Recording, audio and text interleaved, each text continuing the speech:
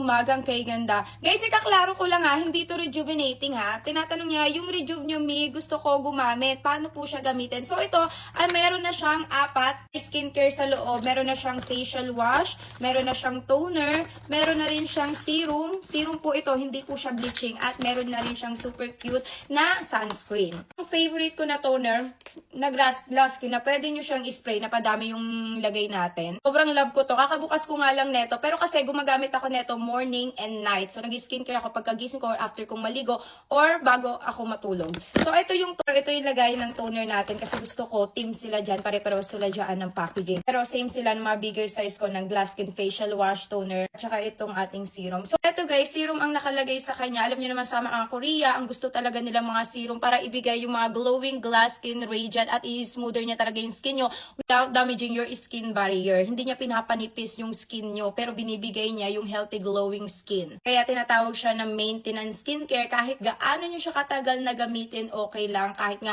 ako lumalabas ako, nagpapaaraw ako, hindi ako nagkakamilasma. At tignan nyo yan mga madam, talagang natatanggal niya yung mga blackheads and whiteheads. Wala akong masyadong blackheads and whiteheads. Basta guys, araw-araw nyo lang to gamitin. Pwede sa padede mamis at gamit ko rin to nung buntis ako. So kung preggy kayo, mas maganda i-consult nyo muna to sa mga OB nyo. O kompleto Ricardo's na yan. Mas makakamura nga kayo dito eh. Kasi 4 na products na makukuha nyo. So available to sa TikTok shop.